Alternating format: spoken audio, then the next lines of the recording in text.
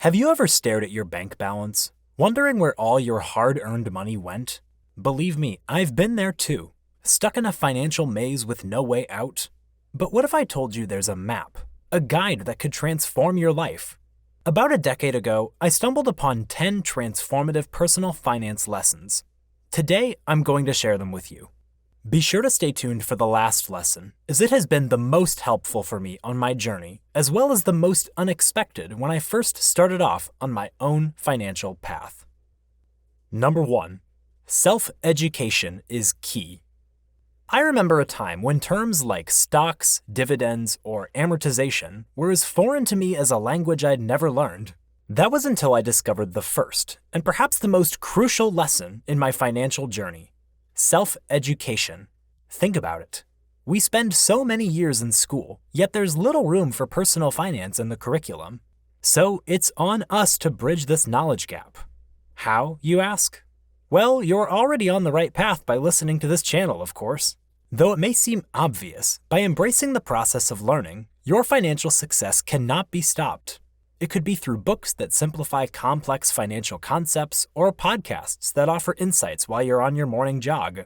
Maybe you prefer the structured approach of online courses, or perhaps it's about engaging in enlightening money talks with friends and mentors. Regardless of the method you choose, remember this: every bit of information, every nugget of knowledge is a stepping stone on your path to financial literacy. It's this knowledge that empowers you, giving you the confidence to make informed decisions. For me, a book called The Psychology of Money by Morgan Housel transformed how I see money.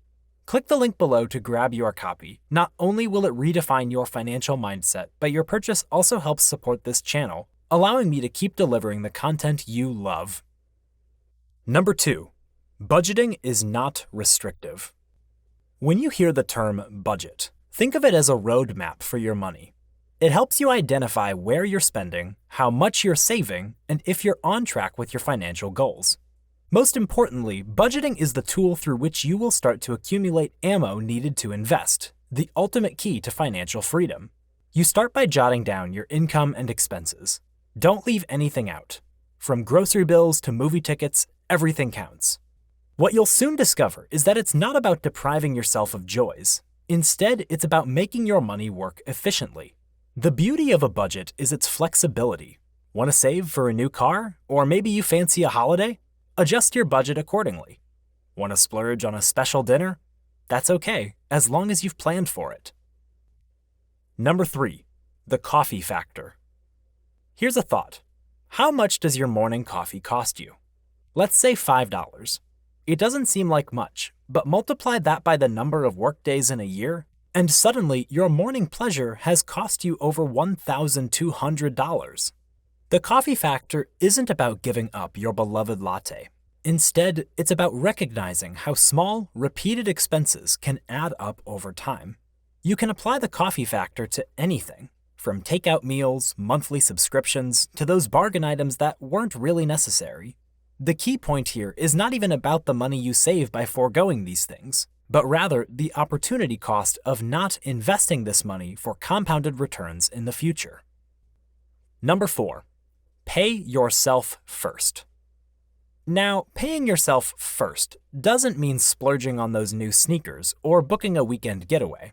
It means setting aside a portion of your income for your future self, towards your savings or investments, before you spend on anything else. This simple change in money management comes with 2 significant benefits. First, it ensures that a part of your hard-earned money is always working towards your financial goals, be it retirement, a house, or an emergency fund.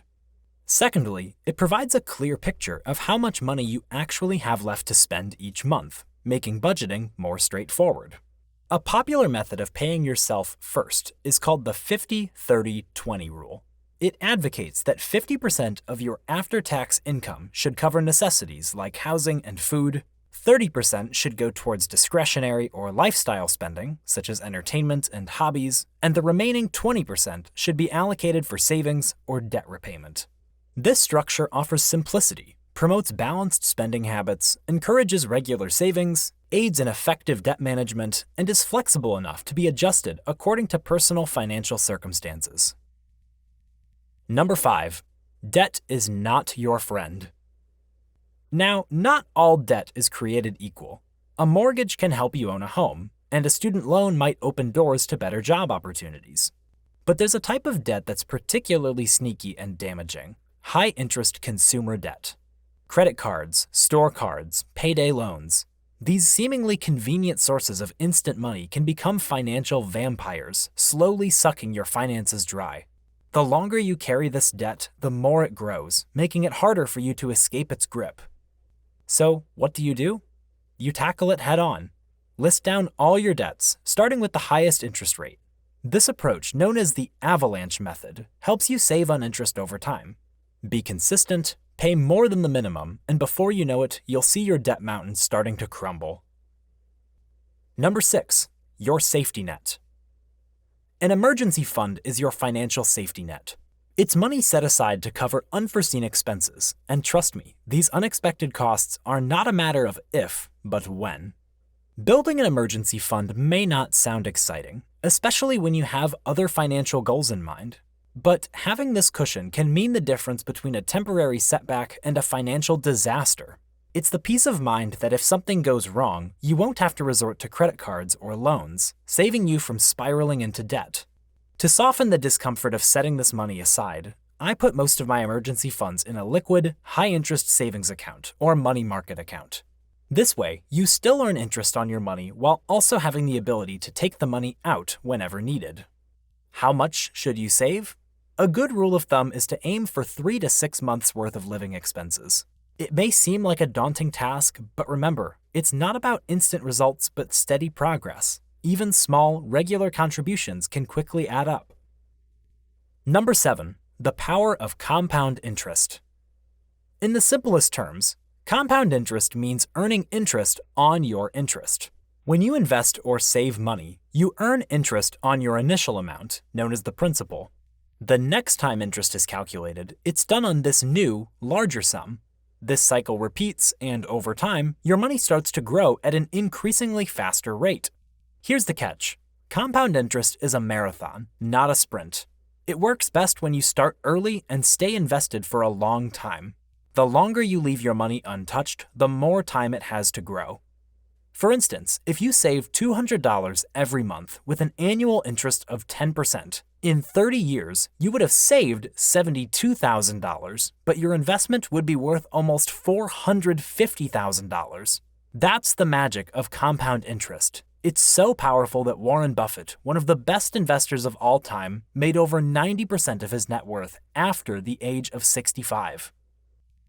Number 8, diversify your investments. Think of investment diversification as not putting all your eggs in one basket. It's about spreading your investments across different types, such as stocks, bonds, and real estate. The idea here is simple. Different investments perform differently at various times. So when one isn't doing well, others might be thriving.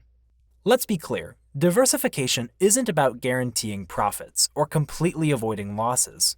Instead, it's a risk management strategy designed to smooth out your investment returns over time. In a diversified portfolio, a poor performance by a single investment won't significantly harm your overall financial health. Getting started with diversification can feel overwhelming with the sheer number of options available. But you don't need to navigate these waters alone. Don't hesitate to seek help from financial advisors or robo-advisors. You could also check out ready-made portfolio allocation guides like the All-Weather Portfolio, 60/40 Portfolio, Golden Butterfly Portfolio, Boglehead's 3-Fund Portfolio, among many others.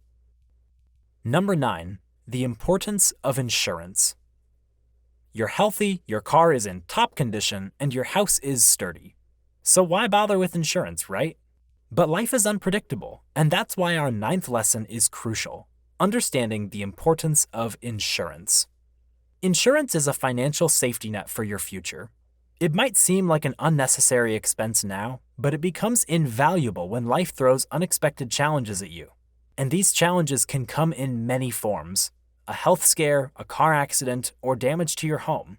Think of insurance as a shield. It protects you and your assets from financial harm in case of unforeseen events. For instance, medical insurance can cover your hospital bills, car insurance can pay for repairs after an accident, and homeowners insurance can help repair or rebuild your home after a disaster. But insurance isn't just about protecting what you have now. It's also about securing your future.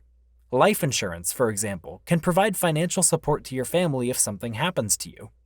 Once you've amassed a good amount of net worth, you might also consider umbrella insurance. Number 10. Emotional control over intelligence. It might be commonly believed that intelligence is the most important characteristic in investing and achieving financial freedom. In reality, however, it's been shown by hard data that what is much more important is emotional control and money-related behaviors.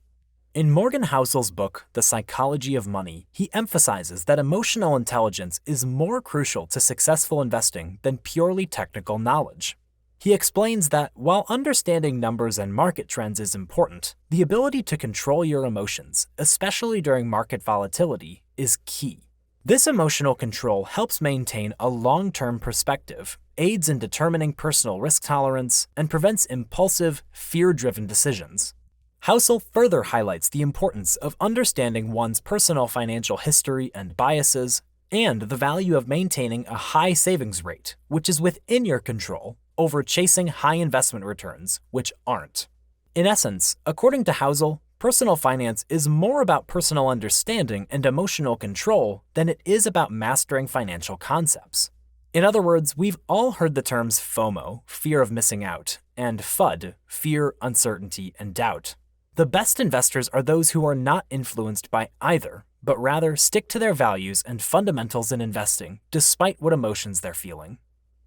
And there you have it. The top 10 personal finance lessons that shifted my life's trajectory. If you found these lessons helpful and would like to learn more about which expenses to avoid to save more money, click on the video on the screen. I promise your future self will thank you. Until next time, stay savvy.